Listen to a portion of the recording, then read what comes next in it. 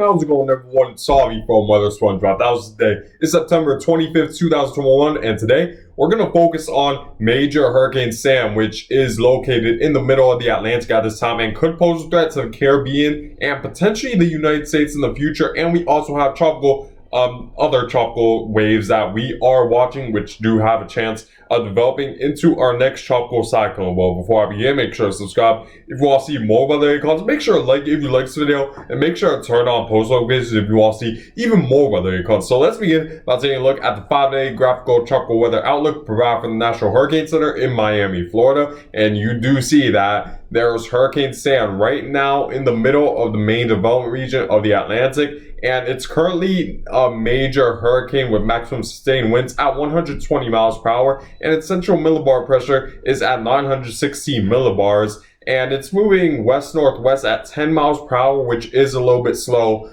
compared to other tropical cyclones in the main development region, because typically they go at a pace right around 15 to potentially 20 miles per hour to the west. This is only moving 10 miles per hour to the west, so it's moving very slowly, and it's going to take several days before it even comes close to the Leeward Islands. So this is going to be something we're going to be watching into next week and potentially even into late next week, as this is going to move very slowly over the next several days as a result of weak steering flow in the middle of the Atlantic. We also have another disturbance which now has a more likely than not chance of developing within the next 5 days, now a 60% chance within the next 5 days. And then we have another disturbance which has a low chance of formation, and we have subtropical depression Teresa. Its movement is stationary, but it's expected to die out in the middle of the Atlantic, not really posing much of a threat to anyone. So the focus in this video will be Major Hurricane Sam. Taking a look at the current water vapor imagery for Hurricane Sam, you do see that the storm is getting quite organized. We're starting to see now a visible eye within the center of circulation as it's really trying to develop. We do see that it's somewhat cloud filled at this time, that the eye isn't completely dry. However, as the storm is expected to strengthen as it heads further westward, we should eventually expect a completely cloud free eye, and we should see it well defined in the water vapor imagery. But outside of this eye, you do see that there's a nice outflow with this storm. We're seeing the outflow clouds flow from the north to the east, to the south, and as well as to the west, which represents that there's currently very light wind shear over this storm, because we're seeing that outflow pretty much be released in all areas of the storm rather than just one or two areas. So we're seeing just very light wind shear over this storm right now, and you see that it's under quite a moist environment. We don't see really much of the darker contours near the storm right now, as we do see a little bit of darker contours just to the northwest of this storm. However, it's far enough to where it isn't really getting entrained within this storm. So this storm is still under a relatively unstable environment that's allowing for strengthening, and we're seeing a lot of convection as a result of that. It might encounter some of this dry air, which might slow down its development a little bit, but it's not at all going to prevent this from probably remaining as a major hurricane over the next several days. As currently the wind shear is light, the sea surface temperatures are around the mid 80s where it's currently located, and the dry air isn't enough to completely stop this storm from strengthening over the next several days. And there's just a nice outflow with this storm, allowing for a lot of the air molecules in the upper levels of the atmosphere, a lot of the latent heat to release and divert itself away from the center of circulation, which is allowing for more convection that's bringing about more strengthening within this storm. So this storm is in a very favorable environment and should be in a very favorable environment over the next several days to at least maintain its strength and potentially strengthen maybe into a category 5. And taking a look at the current wind shear, like I said before, the wind shear is just very light. The wind shear is around 5 to 10 knots at this time, which is more then light enough for strengthening to occur. And if we were to project where it will go, you see that the wind shear remains even lighter as it heads further westward, so strengthening should easily be expected, as there isn't really anything in the horizon that could really strengthen the wind shear to weaken this storm. So as a result, we should see a lot more strengthening as this heads further west northwestward very slowly. And taking a look now at the computer models, first let's determine the track of this storm. Then we'll go a little bit more in detail. Actually, let's start with strength first. So if we were to take a look at what the GFS model is forecasting regarding the strength, you see that the GFS model wants to bring this down to 961 millibars. However, I want to point out that by the time that right now the storm is at 960 millibars, so currently the storm is stronger than what the GFS model initially anticipated it to be. So that could maybe make a change in the next run. That could make a change in regarding the forecast with the storm. If it's a little stronger, we have to wait and see based on what the latest GFS model will say in the next run. But I will say that storm is quite a bit stronger than what the GFS model forecasted the storm to be at this point, because the GFS model expected it to be at 975 millibars. The storm is at 960 millibars at 120 miles per hour. So the storm is a little bit stronger, and despite the GFS model taking a weaker approach, the GFS model still expects the storm to strengthen, so we could see maybe more strengthening than originally forecast from the computer models, as the GFS model does take this down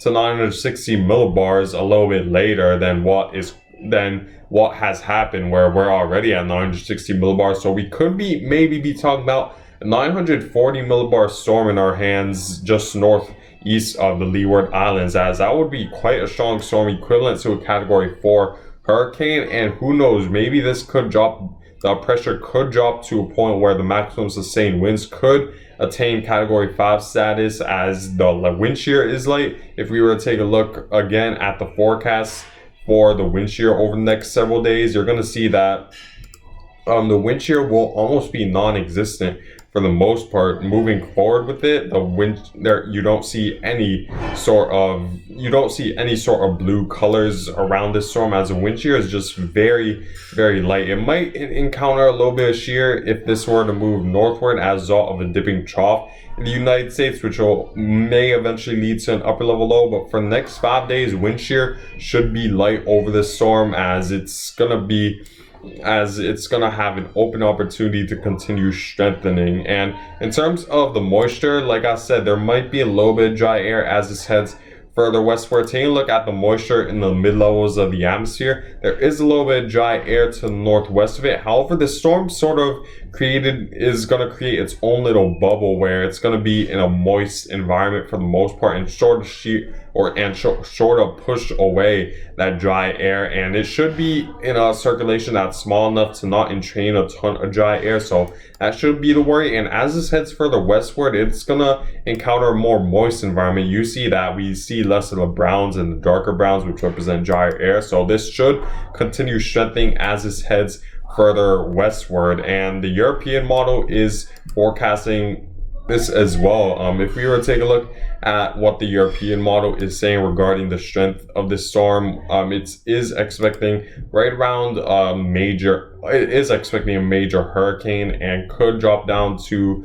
the pressure could drop down to the point where it could attain Category 4 status. You see that the European model really wants to strengthen this very late, down to 948 millibars, which is equivalent to around a Category 5. So the European model is leaning towards strengthening it, and the GFS model is strengthening this. So we should forecast at least a strengthening storm as this heads further westward. Now, taking a look at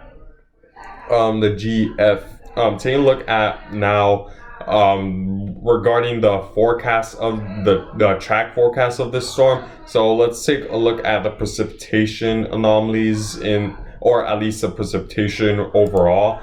for tropical or Hurricane Sam. Right. So in terms of track, the good news is that a lot of the computer models are leaning towards a track more northward because there's going to be a little bit of a ridge that's located towards the northwest of this storm.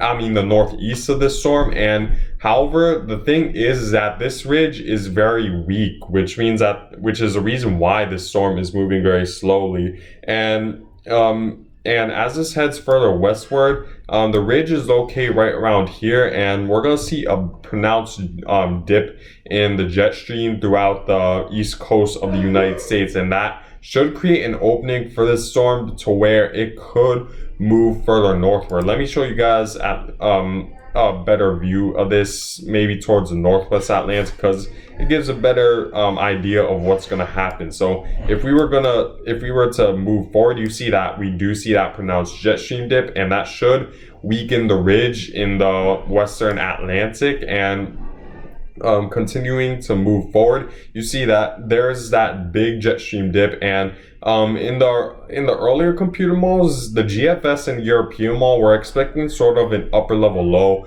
to form in the East Coast, and that would certainly be key, because if an upper level low were to form, then there is that possibility that a scenario like what recently happened, Tropical Storm Henri, could occur, where the upper level low sort of sucks in the storm closer to the northeast coast, as well as a big dominating ridge in the northwest. However, the latest GFS model run is less lenient on bringing an upper level low this far south, and doesn't expect much of a potent upper level low to stay around the east coast of the United States, which would mean that the storm would just move along with the jet stream rather than get lingered around and meander closer to the east coast as a result of an upper level low and a blocking pattern from a ridge that would form. So if this upper level low were not to form along the east coast, then most likely this will just drift out to sea. The European model also is agreeing with this. If we were to take a look at the European model, you see that the European model does develop a big ridge right around the 144-hour mark, and this would be concerning because this ridge could maybe steer the storm further westward. However, the European model doesn't expect this ridge to be strong enough to completely steer the storm further westward, but there's still a lot of uncertainty regarding the forecast. If there were a case where the computer models do forecast a stronger ridge, and you see this is an upper level low I'm talking about that the European wants to bring along the east coast, and if this upper level low were strong enough and this ridge were strong enough to the north of Hurricane Sam, then there's still that possibility that this could steer closer to the northeast coast, but there's still a lot of uncertainty. And based off of scenarios like this, typically it's more on the rare side that the storm gets steered closer to the northeast coast as a result of an upper level low and a ridge. For that to happen, the upper level low needs to be quite strong to pull it towards the east coast, as well as be in the exact right position, as well as this ridge. So typically, more likely than not, the storm just drifts out to sea, but there's still that possibility this could get sucked in closer to the east coast, kind of like Tropical Storm Henri did just around a month ago now, where the storm just got sucked in by an upper level low and a blocking ridge to make landfall along the Connecticut and Rhode Island border, as that would be the worst case scenario, and that typically doesn't happen a lot, that sort of scenario, but it isn't out of the possibility. So we need to just wait and see, depending on if an upper level low forms or not along the east coast, and we need to see how strong it is and where this ridge will lie to determine if this will impact the United States in the future. Currently, both computer models are mainly maintaining the fact that this will just stay out to sea, but we can't rule out that possibility that it could get closer to the east coast. But I'll make sure to update you guys as we get more updates from the computer models. Taking a look at the ensemble members from the European model, it's not only the United States we need to watch. You guys in the Caribbean, such as the Leeward Islands and as far west as Puerto Rico, you need to at least be aware of this, because based off the latest European ensemble group, just ignore the strength forecast because it is a little bit inaccurate when it comes to that. But in terms of the track forecast, you see that the European model does bring the ensemble members uncomfortably close to the Leeward Islands and Puerto Rico, and there's still that possibility that even if this moves to the north, you guys could still experience impacts, maybe in excess of tropical storm force or maybe hurricane forces if this moves far south enough. So in the Caribbean, at least in the Leeward Islands and potentially Puerto Rico, at least be aware of this storm because it could come uncomfortably close to you guys. But the good news is that the GFS model is wanting to take this well far to the northward, as it has had more of a bias to bring this further northward. So as a result, there's still uncertainty regarding the exact track of this. This could either come close to the Leeward Islands and impact you guys, or pretty much stay far to the north and not bring much of any impacts at all besides large rip currents and waves along the Leeward Islands. So there's still a lot of uncertainty thanks due to the disagreements between the two main computer models. But I'd say a direct impact to Leeward Islands and Puerto Rico are less likely at this point. But there's still that possibility that you guys could get brushed by Hurricane Sam as this heads further westward. So make sure to at least be aware of this storm, and I'll make sure to keep you guys updated as we get more updates from the computer models. Taking a look at the ensemble members, most of them maintain category 3 strength, but a decent amount also take this to category 4 strength. So it's going to be a strong storm to say the least, whether this brushes the Leeward Islands or not. So we could see big waves out of this along Leeward Islands and even the United States East Coast if this were even to stay well offshore. So make sure to be aware of that throughout not only the Caribbean but the East Coast, because we could maybe see elevated wave heights from Hurricane Sam, even if it were not to come close to the United States. So keep that in mind. And in terms of the track the National Hurricane Center is forecasting, the National Hurricane Center is taking the safe approach, pretty much taking the average of what the European model is saying and what the GFS model is saying, where the European model is taking the southward approach while the GFS model is taking the more northward approach, and it's pretty much right in the middle of what the computer models are saying. And if this were to take the middle of the track, it's unlikely that you guys will see much in terms of rain or strong winds along with Hurricane Sam, but you guys still could experience elevated wave heights and potentially coastal flooding in the more